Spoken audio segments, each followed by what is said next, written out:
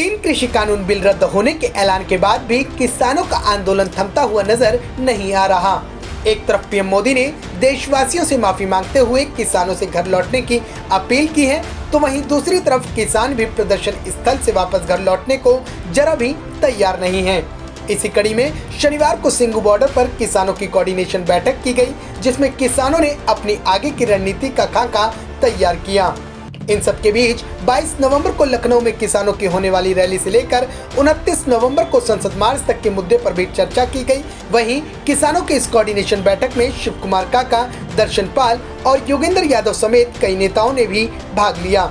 इस दौरान दर्शन पाल ने बताया कि किसानों के पहले से तैयार की गई रणनीति जस की तस रहेगी, उसमें किसी भी तरह का कोई बदलाव नहीं किया गया है।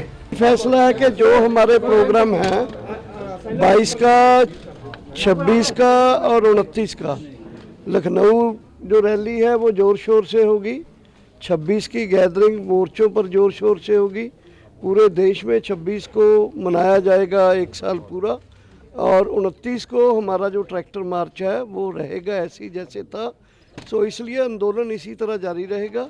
हम अपने जो इशू है, जो 3 कानून के अलावा खास करके MSP का इशू, जो हमारे ऊपर केस बने हैं उनको वापस लेने का, जो पावर बिल 2020 को वापस लेने का, एयर क्वालिटी जो ऑर्डिनेंस है उसको वापस लेने का, और लास्ट है कि हमारे जो शहीद हुए हैं साथी उनका स्मारक बनाने के लिए एक जगह का, ये इशू हमारे पेंडिंग है।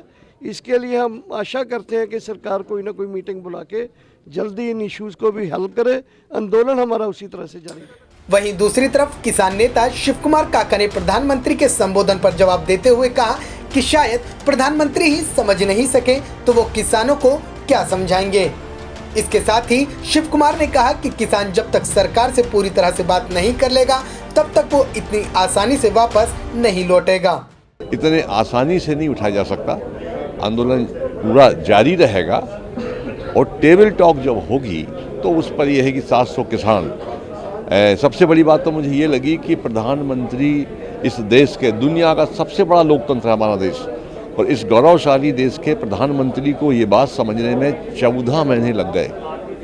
तो अब हमारे लिए चिंता का विषय है कि प्रधानमंत्री कहते हैं कि हम समझा नहीं पाए, तो प्रधानमंत्री खुद समझ नहीं पाए या उनका फेल्यूर है उसको वो स्वीकार कर रहे हैं।